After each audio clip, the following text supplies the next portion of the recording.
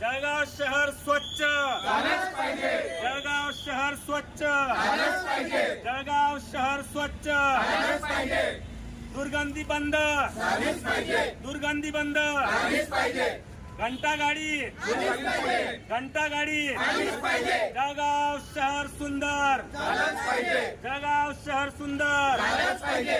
महाराष्ट्र नवनिर्माण सेनेचा विषय असा आहे की 19 नंबर वार्डामध्ये स्वच्छता नाही किंवा पोलवरती पतदिवे वगैरे काहीच नाही आणि कुठल्याही प्रकारची स्वच्छता नाही. इकडं घंटागाडा एक महिना घंटागाडी पण येत नाही कचऱ्याची. आणि सर्वात मोठा विषय परत दुसरा एक विषय आहे मराठी पाट्यासंदर्भात. त्या संदर्भात आयुक्त मॅडमना आम्ही निवेदन दिलेलं आहे आणि एवढ्या दिवसापासून तिकडं रस्तेही बरोबर नाही, कुठल्याही प्रकारची महानगरपालिकेची सुविधा मिळत नाही. त्या संदर्भात आम्ही आज आयुक्त मॅडमांना निवेदन दिलेलं आहे. नेमकी ही समस्या कधीपासून आहे तुमच्या? समस्या ही 7 वर्षापासून आहे. काय काय समस्या आहेत? समस्यामध्ये तिकडं पतदिवे नाहीत कॉलनीमध्ये. 350 ते 400 परिवार राहतात त्या कॉलनीमध्ये. तिथं अजून 7 वर्षामध्ये पतदिवा आहेच नाही. रात्री भाजीवाले तिकडे विक्रेते येतात तर मोबाईलची टॉर्च लावून येतात.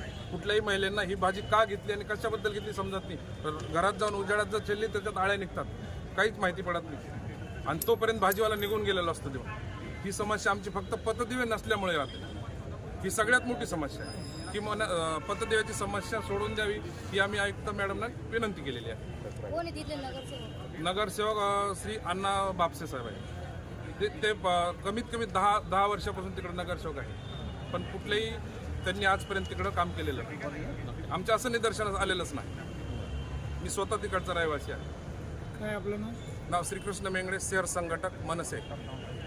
विषय मराठी पाट्यांचा विषय लवकरच उचलला जाईल. त्याबद्दल आम्ही जळगावची शांतता बघून आम्ही मॅडम आयुक्त मॅडमांना आम्ही निवेदन दिलं की मॅडम तुम्ही या मराठी पाट्यांचा विषय घ्या, त्याच्यात तुम्ही त्यांना नोटिसा द्या. भरपूर आम्ही फोटो काढून त्यांना दाखवले सुद्धा की अशा मोठ्या मोठ्या शोरूमला इंग्लिश पद्धतीनं नावं आहेत. सुप्रीम कोर्टाचा आदर करा.